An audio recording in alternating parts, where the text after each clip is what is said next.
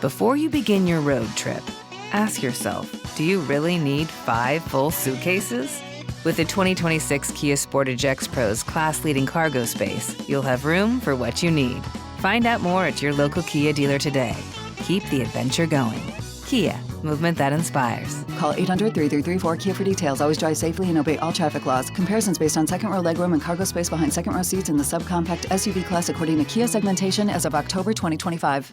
Hiring isn't just filling a role. It's about finding people who can drive results. Indeed Sponsored Jobs helps you match with the right candidates faster. Target candidates by skills, certifications, or location. Join the 3.3 million employers worldwide that use Indeed to connect with quality talent that fits their needs. And listeners of this show will get a $75 sponsored job credit to help get your job the premium status it deserves at Indeed.com/podcast. Terms and conditions apply. Hiring? Do it the right way. With Indeed.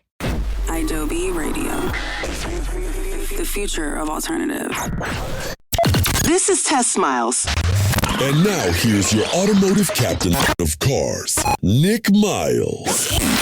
And today I am your engine emperor along with Trisha, and she is our highway heroine. She's the button pusher, literally and figuratively.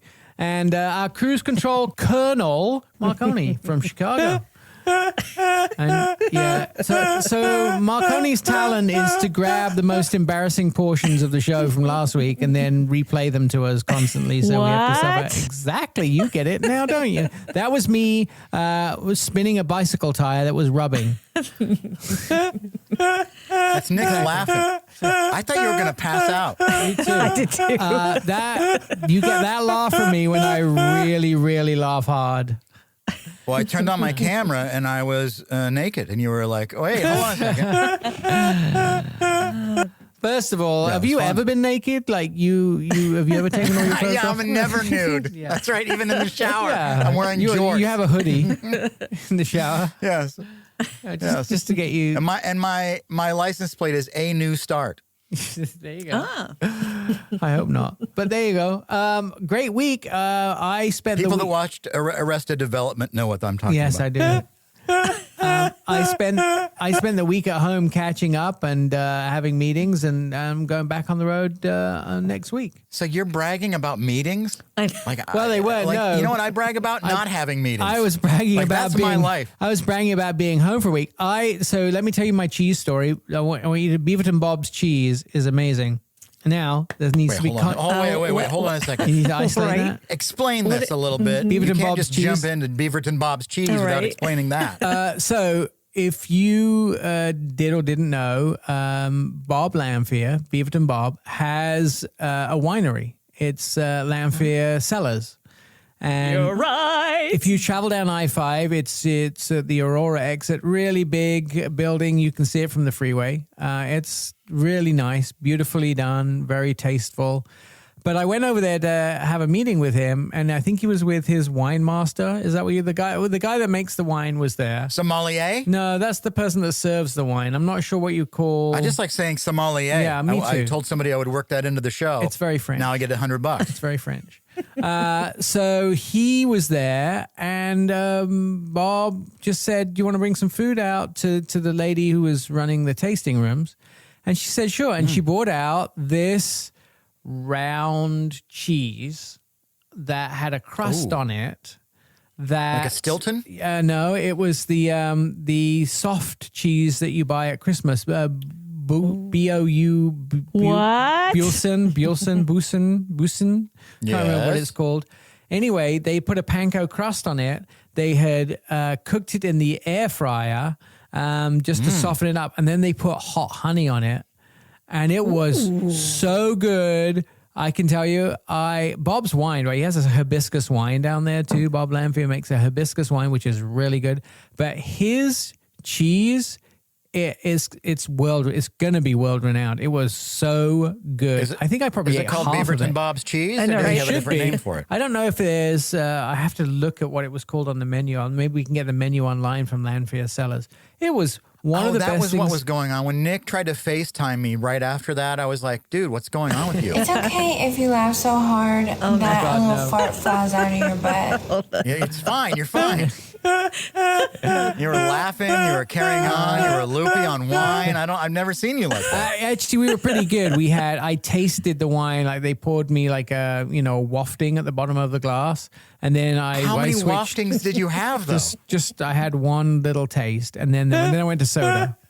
But he has this hibiscus wine that is really, really good, and he is canning it, putting it in little cans, so hotels can put it in the mini bar in the hotels, like in Vegas. I want a and mini stuff. bar of Bob's know, right? canned wine. Hibiscus and wine? his cheese. Yeah, it was good. It was really. Is he putting that in a good. can too? I don't know. You 'Cause I'll should take do. it. Bob, put your cheese in a can. It was really good. I think he's going to become more famous. wait, hold on. I think he's going to be more famous for his cheese in a can than he is going to be for selling What about this? Hondas and Kias. What about a car made out of cheese? And Yeah, he could, but then put that up. I'd be licking the car all the time. I mean, more than I normally You do. lick cheese, sir? That's not how cheese works. I would be Trish, eating explain the car. cheese to Nick. I'd be eating the car. Licking I don't think cheese. I need cheese explaining. I've had my fill of cheese this week. Beaverton Bob's Cheese canned liquor. cheese. With hot honey. It was good. But either way, it sounds fantastic. I'm Yeah. glad he has hobbies, Right. Well, doesn't sound like he's got enough going on. He He seems like a very busy man. And now, I mean, so here's what we've learned, Nick. yeah, Bob Lamphere, yes. if he's as busy as he is and Yeah. he can still find time to make wine and cheese, Yeah. what's your excuse? Well, I'm no good at making wine and cheese, but But you can make tortillas. I know that. Roti. yeah, You have a roti oh, maker. I haven't had that up and running in years. I'm really good at making tortillas though. I should make tortillas. Yeah. I've got to cook for my There you mom go. today, and I was going to make Cornish pasties, but now I should make pita breads or something. The only reason I could see moving closer to Nick is so I could get invited to maybe once in a while a Sunday dinner because his cooking is amazing. Is to become fat because I'd fatten you up. I'd feed you all. I'm fine with that. I'll accept that. I remember Nick would give me a bottle of my own wine Yeah. and a container that I could put it in, and we'd just walk around, and I would have this flask of wine. Was it with like me. I can't remember. It was 7-Eleven. Like I gave you a sippy cup, like you'd get from the, Give me a corner sippy store cup. with wine in it. And like, because that's legal, right, Trish? You can carry a sippy cup of wine. I mean, you can carry a sippy open cup. container. You have to put it in a bag, right? Okay. Well, anyway, I did it anyway. I guess I'm going to jail now Yeah. if I ever step foot back in the States. And the worst thing but- about that, by the way, is that you can't get Bob's cheese in jail. That's I gonna bet be you tough. can. I would have somebody sneak it in. Yeah. Nick, you know a guy. I do. I mean, I would just go, hey, Nick, you know Lefty Gazelle? Yeah, he is the guy that sneaks it in, right? He's Bob's cheese sneaker. Yeah. Dear. We don't want to say how he gets it in, and it's really not as hygienic as you'd probably like, but it does the job. I have a motorcycle issue, and I'm going to buy another bike from Bob. Beaverton Motorcycle. Wait, hold on. Wait. what's the Hold on a second. motorcycle Now, issue? Look, you Oh, told it's me long. last week, we were talking Painful. stories. You already have way too many motorcycles that you don't ride already. No, I've got. You don't rid- even- one broke, one isn't licensed, and the other's a loaner. I only Okay. have 3 right now. One I can't ride, 2 I can't ride, and one is. Only 3? Yeah. Come on. So funny. Come on. Well, I hope that I don't like it because they're dangerous, first of all. You've told me from being a paramedic, you said I'll never own a motorcycle because I've seen too many horrible things happen with motorcycles. You know what your first mistake And now- was?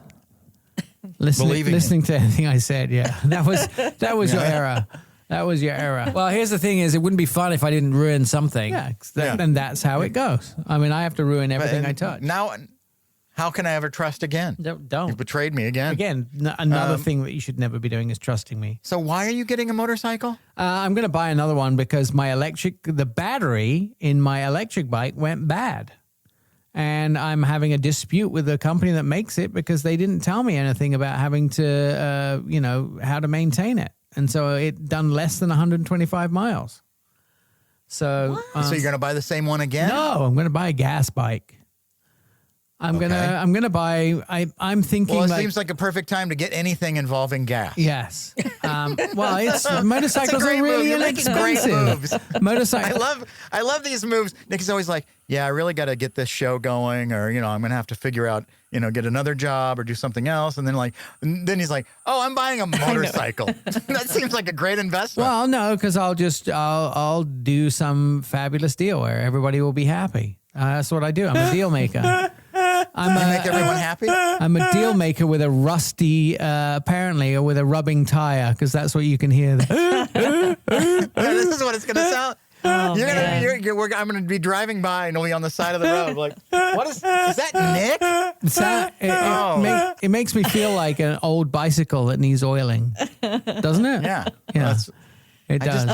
Do you have a death wish? That's all I'm asking. No, I'm a fair weather rider, and I probably do less than 300-400 miles a year. So I only ride. So you need 4 bikes. Yes, for that. One for each 100 miles. Silly. All right, right. That makes total sense. You know what's coming up? We're going to do some Ask Test Miles. So submit your questions to the squeaky wheel, and we'll be right back. What?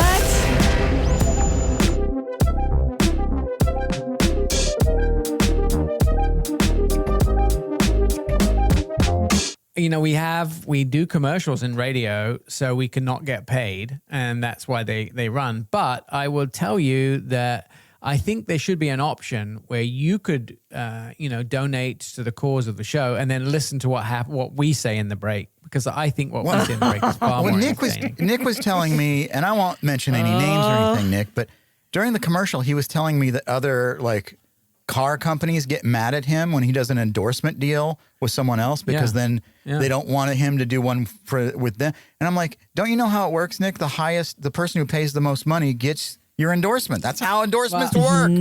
And it's interesting, I don't tend to hear and see all the workings in the machinery of radio, TV, and digital. But I get to hear about it when something becomes an issue. That's when, some vice president somewhere will come and see me. When you're I'm not free. So it's already a serious problem by the time you notice when the problem is when you're not free anymore to someone. When they have to pay you for something. Yeah. That's when you're a problem. So think of it that way. It's also, think about this monster you've created. I mean, really, I went to work with you back in 2000, and you've created a monster. Oh. Well, here's the thing is, it wouldn't be fun if I didn't ruin something. You have to bring it all down to that, don't you? Every time. Yeah, I do. You created a monster. Oh, dear. No, I want to protect you because you're such a lovely human being. You tell me all the time, I've got this agent and that agent. And I'm like, when is one of these agents going to do something for you? And why aren't they talking to these people going, hey, if you want Nick, here's his price. Here's what so-and-so is paying him. You want to pay more than that, then great. You can have the deal. My agent's brilliant. He's really good.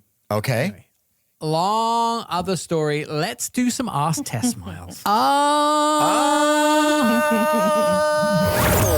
Test Miles. Boom, boom, boom. What's a car interior that just feels right the moment you sit in it? I think I've had this question. I saw this question come through on social media. Here's the deal with these. It's so personal. Like, interior of a car is so personal. What you like as the passenger princess, what Trisha likes in her cars, what I like in my car is super personal. But I can tell you there's several cars out there that do things really, really well. First of all, I would say Range Rover, Land Rover has really nice interiors. You're right. Range Rover's interiors, you sit in this commanding position, you're high, you sort of overlook all the other cars. You're not supposed to be high when you drive, Nick. Not that kind of high in height, rather high in, You've got to explain activity. that, though, Yeah, so you are elevated above all the other traffic. So there's something to be said about You think you're better than people? Is that what you're saying? Yes, exactly. You're better than any other car on the road. I know cats do that. Cats have that thing if they're above your head, they think they're better than you. Really? They do. Yeah. Yes. Trish I knows. didn't know that. Oh, interesting. Well, They wanna so be on the Range Rover's highest. better than everybody else because they're a high vehicle. You Yes, know, quite. they're lifted off the ground. And the other thing is too, like it gives you a sense of security if you're sitting in an SUV and you're looking out and you can sort of look down on all the other cars. You can see exactly where they are and how they're maneuvering. And throne. You get a better view, and that's why driving a sedan in these days when there's so many SUVs on the road, you kind of feel a little bit insecure and you're kind of below all the regular traffic. Anyway, Are you so Range saying, Rovers, Nick, that the cars that you talk about, that you're saying, Yeah. you get this car, this one's great, they're inferior because they're not higher?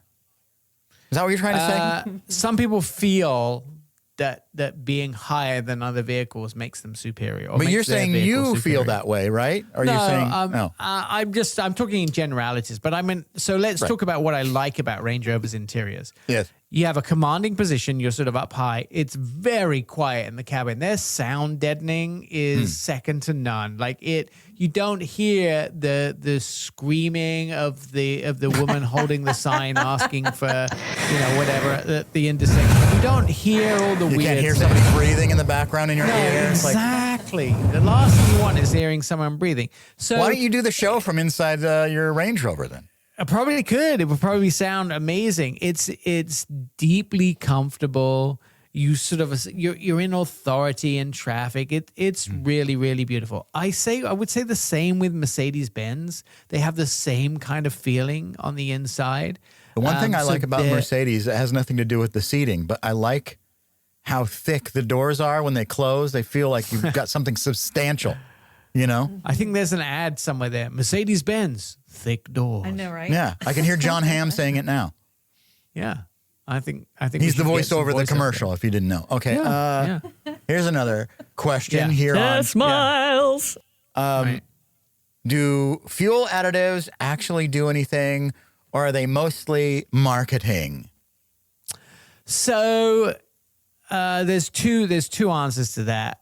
They don't do everything to every car. So it depends which car you have and how much older it is. I will tell you, gasoline already contains detergent. So if you're putting detergent and additives, Tide. there's detergent is in Don't put gasoline. Tide in And it's there. put in there by regulator. I mean, it's regulation. It has to have detergent in there. The higher Snuggle. detergent Does it have fuels, fabric softener in there too? you would think, right? The higher detergent feeds can keep your injectors, your intake valves, and your combustion areas cleaner. I think AAA did a survey and they found that top tier gasoline left far fewer intake vapors, and they left the valves cleaner. So top tier fuel is actually better for your You vehicle. created your own tongue twister. I love it. Top tier fuel. Top tier fuel. But here's the deal. It only really, like if your car is 3 years old, you don't really need any additives in it. I mean, the engine's new and it's cleaner. So older cars can benefit from additives, but newer cars, they don't really benefit from those additives. I mean, What fuel about system humans? cleaners. Do we need additives?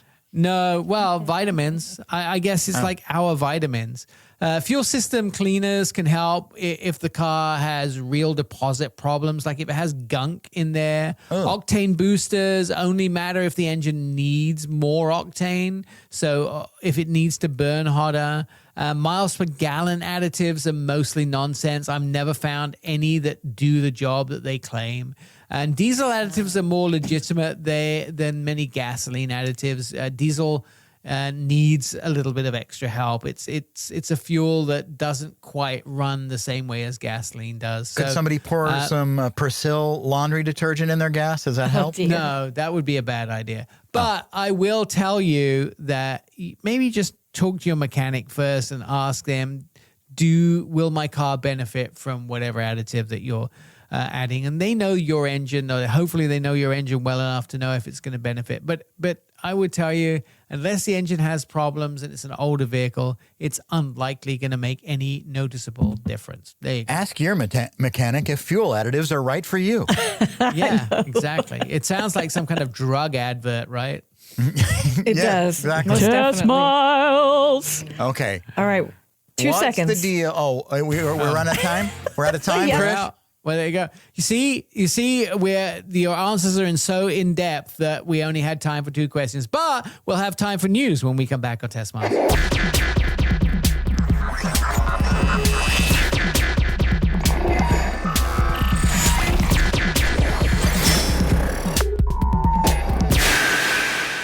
So I'm going to tell you a little bit about how the sausage is made, right? Oh, no. When we do this show, nobody needs to hear this. Okay, first of all, when we do this show, English sausage theory. Here we go. Yeah, here's my English sausage theory. When we do the show, we all have our own jobs of things that we do on the show. One of my jobs is to yes.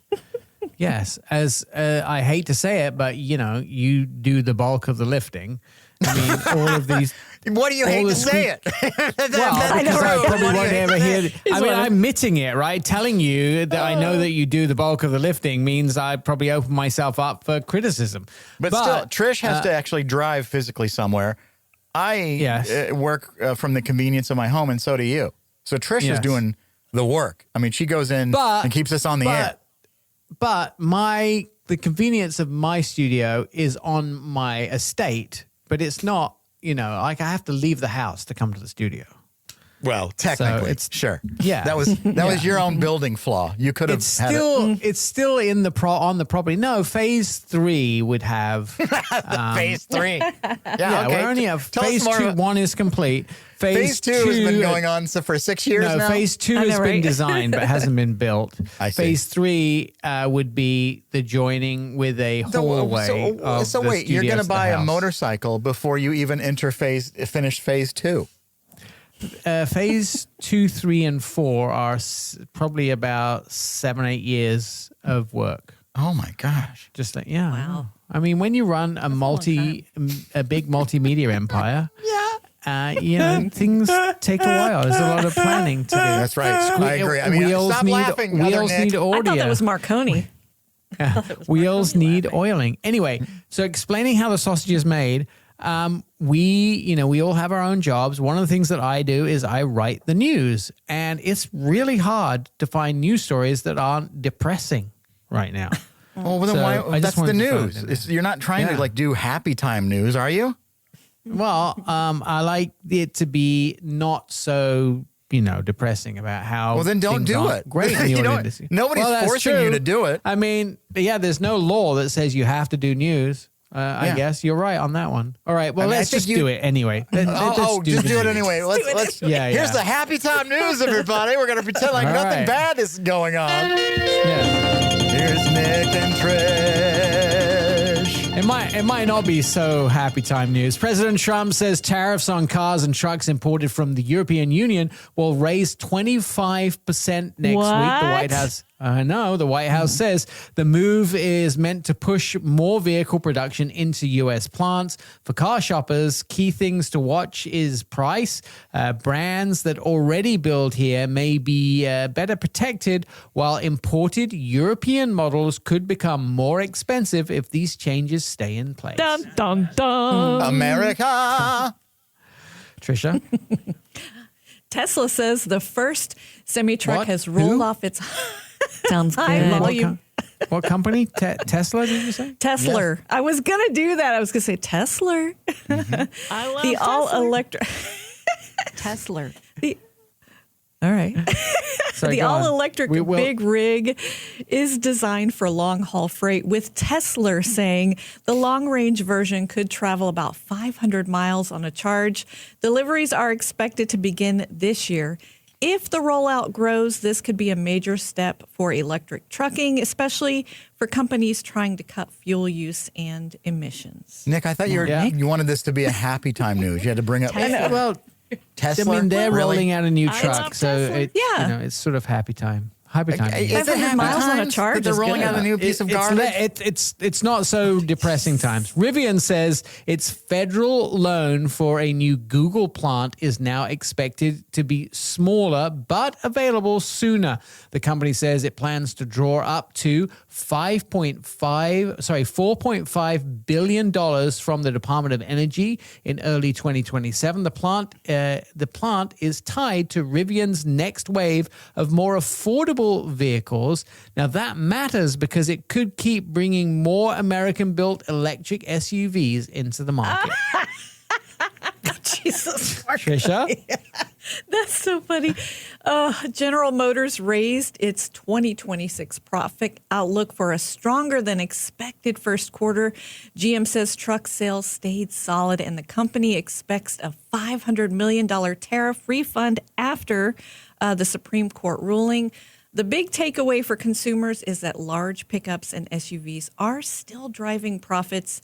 GM also says shoppers are still buying even with higher fuel prices and a complicated economy, which is crazy. Well, imagine this. Ford has also raised its annual profit guidance by $500 million. The company says expected tariffs, refunds helped with higher material and helped when there's higher material costs, however, especially aluminum. That remains a challenge. Ford's still working to protect production of its most important vehicle, the F-150, for the industry. It shows that truck market is still powerful, and for shoppers, it shows that full-size pickups remain central to Detroit. A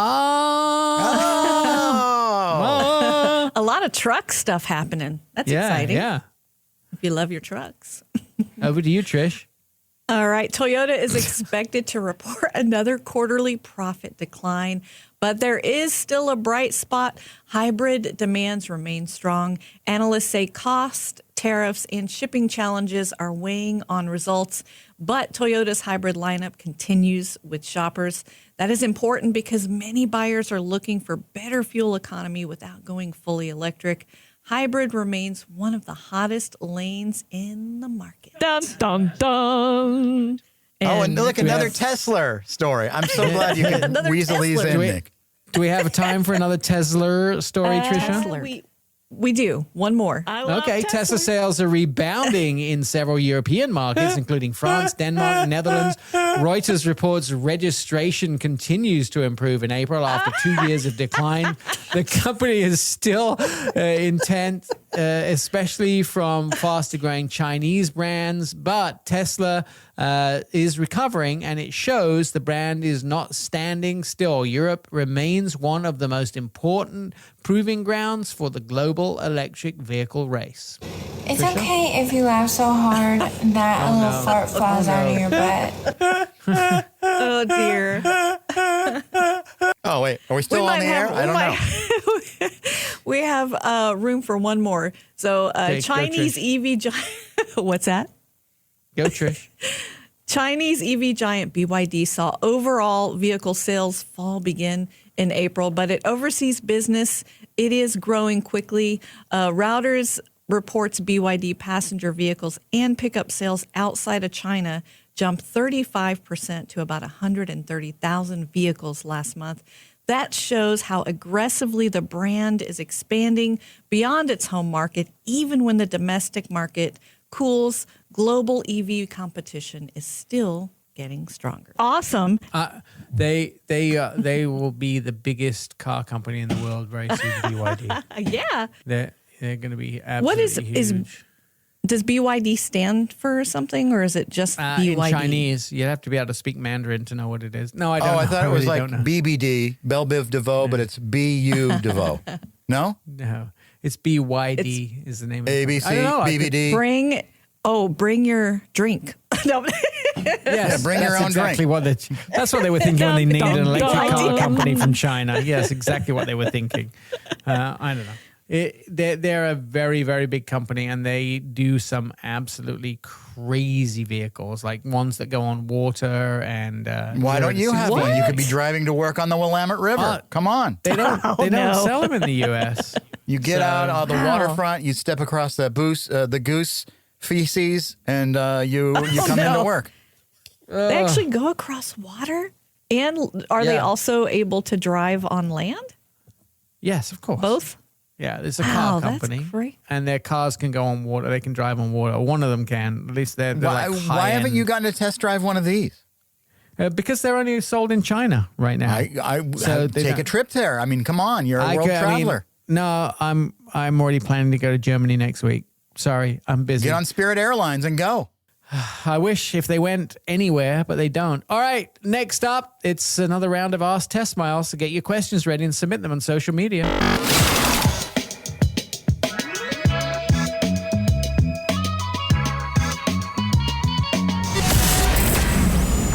You know, most people eat in their cars, but it's I think mostly hamburgers, which are probably the easiest food to eat in your car. One of the hardest foods to eat in your car is Thai food. You know, the noodles, and you just slop them all over the window. It just doesn't work. Pizza's sort of an in-between. It can be easy to eat, but if the cheese runs off and the pizza's floppy, then you can't get it in your mouth. I don't like it because then your car smells like that. You know, it smells like oniony. Pizza? What would you like your pizza? What would you like your car to smell like? What kind of food would you be okay with? Nothing. I don't want it to smell like food. You know, really? I want my kitchen to smell like food.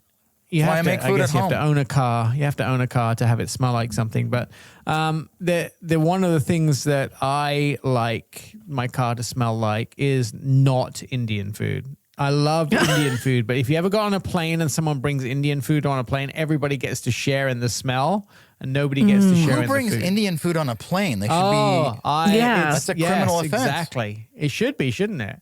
Any kind of food. Some when you people, I think like when the mom, when they're traveling and she brings like all the makings for sandwiches and she's making sandwiches for her whole family in the row.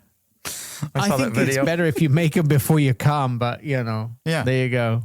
But I don't like, you know, when people bring their own food. I get it. Airline food sucks. But you're going on a trip. Calm down for a second. Experience the bad food. That's part of the experience, I think. Yeah, exactly. I mean, at least you won't have to experience the bad food on Spirit anymore, I guess. All right. Nick's missing that. Now, how are you going to get to nowhere without Spirit Airlines? Spirit was the cheap airline. So I guess if you were getting food on Spirit, you know, it must have been some prepackaged chips or like a protein bar peanut butter crackers with no protein. Yeah, I don't know. I don't know what was Spirit's menu like. Are we going to say goodbye? I guess we could look it up. What was the menu like on Spirit Airlines? That would I don't think they have one. Interesting question. And who's the? Well, they definitely don't now. Okay, so Nick, Spirit is gone. They filed bankruptcy. Somebody may buy them. I don't know. Probably not. But they'll definitely decommission the planes and probably have them. Somebody else will buy the planes, right?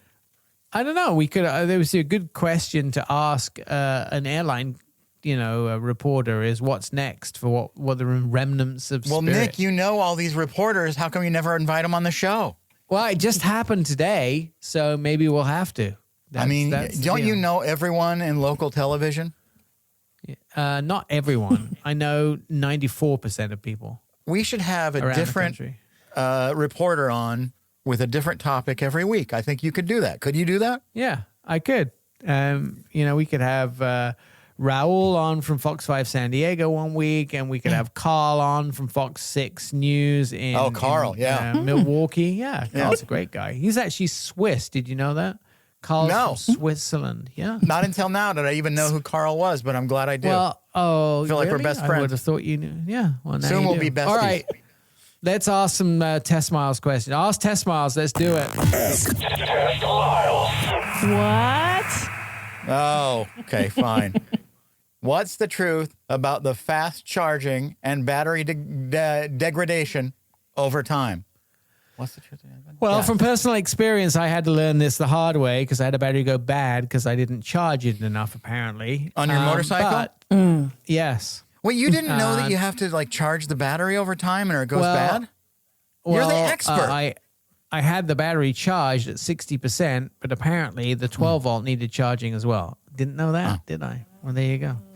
The truth about fast charging, degradation, batteries, et cetera, et cetera. So modern EVs have a sophisticated battery management system that controls heat, charging speed, state of charge. And so an occasional DC fast charger on a road trip is absolutely fine. The battery is not made of cheese. It won't melt. Where degradation becomes more... No. Where it becomes more meaningful is when you fast charge constantly, especially in high power situations or high power chargers in hot weather. So add those two things together. When the battery is already near full, so that can be an issue. Health analysis of more than 22,000 batteries found an average degradation of about 2.3% a year. But vehicles using frequent high-powered DC fast charging, I think they found it goes up a little bit more to like 3% a year. So, degradation does happen naturally on batteries. The big villain is not just the speed, it's heat and high current. So those are the things that cause a lot of those problems with fast charging. So that is the skinny on fast charging. I mean, for daily use at home on level 2, that is probably what you should be doing. But you never charge your battery above 70 or 80%. Because it does make it it does give it degradation faster. And why That's don't so weird they have to me. Automatic cutoff for battery charging? They do. Just They holds do. it at 80%. Yeah, they do. You set it inside the car. So, like, I have a Ford Marquis GT Performance Edition. Yeah. That vehicle charges only to 80%. Unless I was going on a road trip and I take the limit off and then I charge it to 100 once in a while. And then, You just said don't do that. No, don't do it on a regular basis. But if you're doing a road trip once in a while, you can charge it to 100% once. Okay, so twice how much a year. does that? How much does that 20% extra last?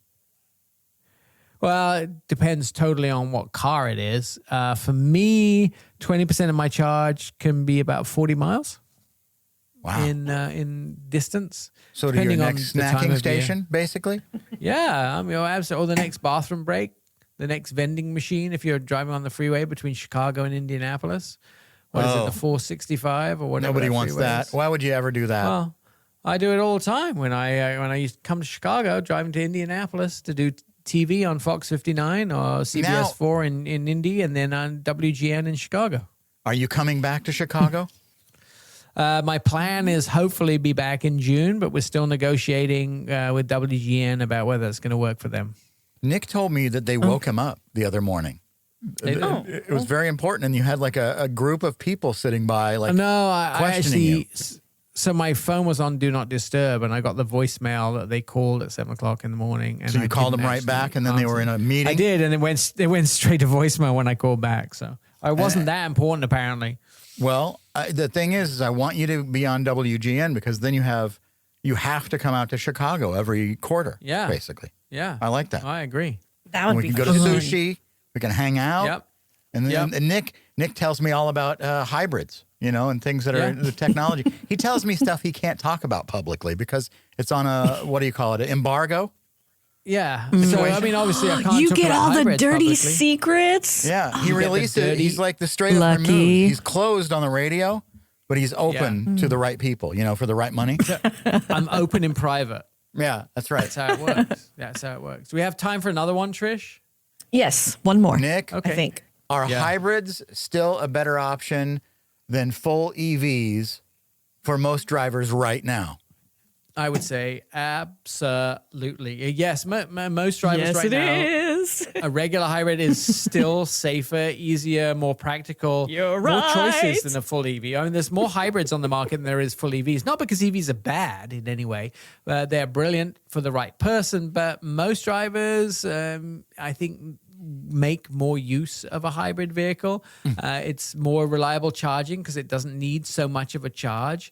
If you take occasional road trips, hybrids are easier because when you run out of electricity, you go straight to the gas engine. And who wants, like difficult road trips? I mean, road trips are already stressed. And if you have I kids, thought that's what and you dogs, liked, Nick. You always say not things difficult. like Here's the road thing: is it trips. wouldn't be fun if I didn't ruin something.